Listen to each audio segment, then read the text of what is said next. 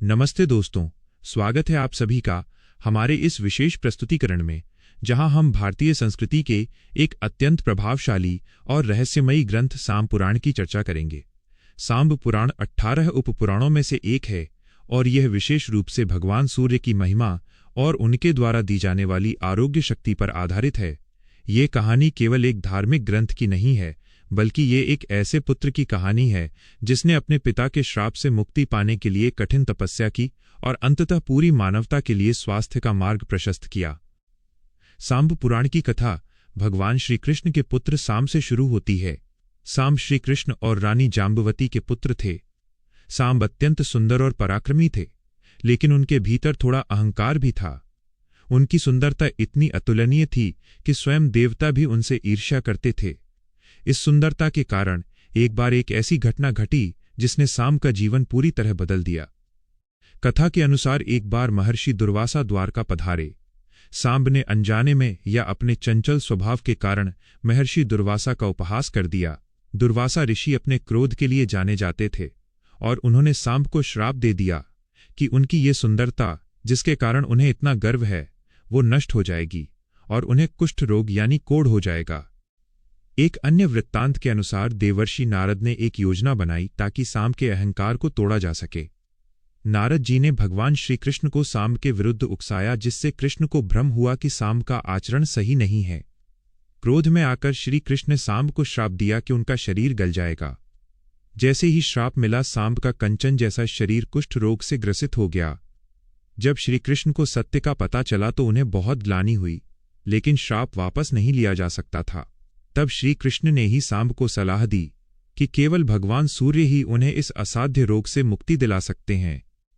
सांब ने अपने पिता की आज्ञा मानकर चंद्रभागा नदी के तट पर, जिसे आज हम मुल्तान के नाम से जानते हैं, वहां जाकर भगवान सूर्य की घोर तपस्या प्रारंभ की। सांब ने 12 वर्षों तक निराहार रहकर और सूर्य की किरणों के बीच खड़े होकर साधना की। उनकी भक्ति से प्रसन्न होकर भगवान सूर्य प्रकट हुए। सूर्यदेव ने सांब को बताया कि वे न केवल प्रकाश के देवता हैं, बल्कि वे सभी रोगों के नाशक और प्राण शक्ति के स्रोत भी हैं। सूर्यदेव की कृपा से सांब का शरीर पुनः पहले जैसा सुंदर और दिव्य हो गया। सांब पुराण हमें बताता है कि भगवान सूर्य की उपासना कैसे की जानी चाहिए। इसमें सूर्य के 108 नामों का वर्णन है, जिनका जाप करने से मानसिक और शारीरिक कष्ट दूर होते हैं। इस पुराण में सूर्य नमस्कार के महत्व को विस्तार से समझाया गया है। यह ग्रंथ कहता है कि जो व्यक्ति प्रतिदिन उगते हुए सूर्य को अर्घ्य देता है, उसे कभी भी चर्म रोग या आंखों की समस्या नहीं होती। सांब पुराण की सबसे बड़ी विशेषता यह है कि इसमें विज्ञान और अध्यात्म का अद्भुत संगम मिलता है। आज का आधुनिक विज्ञान भी मानता है कि सूर्य की किरणें विटामिन डी का सबसे बड़ा स्रोत हैं और वे त्वचा के रोगों को दूर करने की क्षमता रखती हैं। जब सांब पूरी तरह स्वस्थ हो गए तो उन्होंने सूर्य देव के प्रति अपनी कृतज्ञता व्यक्त करने के लिए एक विशाल मंदिर बनवाने का निर्णय लिया। लेकिन एक समस्या खड़ी हो गई। उस समय भारत के स्थानीय ब्राह्मण सूर्य की उस विशेष विधि से पूजा करने के लिए तैयार नहीं थे जिसे सांब स्थापित करना चाहते थे।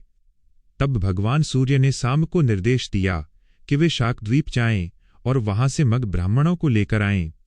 मग ब्राह्मण सूर्य की उपासना के सबसे बड़े ज्ञाता माने जाते थे। सांब गरुड़ पर सवार होकर शाकद्वीप गए और वहां से 18 ब्राह्मण परिवारों को लेकर आए, जिन्होंने भारत में सूर्य मंदिर की स्थापना की और सूर्य पूजा की परंपरा को जीवित किया। सांब पुराण में बताए गए उपायों की बात करें तो ये ग्रंथ आरोग्य के लिए एक वरदान है। इसमें बताया गया है कि यदि कोई व्यक्ति सूर्योदय से पहले उठकर स्नान करता है और तांबे के लोटे से सूर्य को जल अर्पित करता है तो उसके जीवन से नकारात्मकता दूर हो जाती है। अर्घ्य देते समय जल की धारा के बीच से सूर्य के दर्शन करना आंखों की रोशनी के लिए चमत्कारिक माना गया है। इसके अलावा रविवार के दिन नमक का त्याग करना और केवल मीठा भोजन करना भी सांब पुराण के प्रमुख उपायों में शामिल है। इस पुराण में भविष्य की भी कुछ झलकियां मिलती हैं। इसमें बताया गया है कि जैसे जैसे कलयुग बढ़ेगा, मनुष्य प्रकृति से दूर होता जाएगा और नई नई बीमारियों का शिकार होगा। ऐसी स्थिति में केवल सूर्य की शरण में जाने से ही मनुष्य की रक्षा हो सकेगी। सांब पुराण हमें सिखाता है कि अहंकार पतन का कारण है, लेकिन पश्चाताप और भक्ति कठिन से कठिन परिस्थितियों को भी बदल सकती है। सांब की कहानी एक प्रेरणा है कि यदि संकल्प दृढ़ हो तो व्यक्ति अपने भाग्य को भी बदल सकता है। सांब पुराण का पाठ करने या सुनने से मन को शांति मिलती है और शरीर में नई ऊर्जा का संचार होता है। यह ग्रंथ हमें प्रकृति के साथ तालमेल बिठाकर जीने की सलाह देता है। इसमें सूर्य के रथ और उनके घोड़ों का जो वर्णन है वो वास्तव में समय और किरणों के 7 रंगों का प्रतीकात्मक चित्रण है।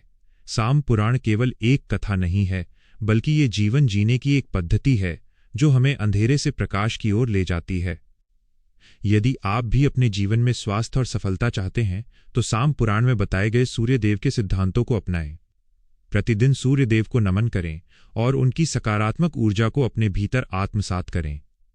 सांब की ये गाथा हमें विश्वास दिलाती है कि ईश्वर की कृपा से हर असाध्य रोग का उपचार संभव है, बशर्ते हमारी श्रद्धा अडिग हो। आशा है कि सांब पुराण की ये संक्षिप्त लेकिन प्रभावशाली कहानी आपको पसंद आई होगी। यह जानकारी न केवल आपके ज्ञान को बढ़ाएगी बल्कि आपके जीवन में सकारात्मक परिवर्तन भी लाएगी। क्या आप चाहेंगे कि मैं सांब पुराण में वर्णित सूर्यदेव के उन 108 प्रभावशाली नामों की सूची और उनके लाभ आपके लिए विस्तार से बताऊं?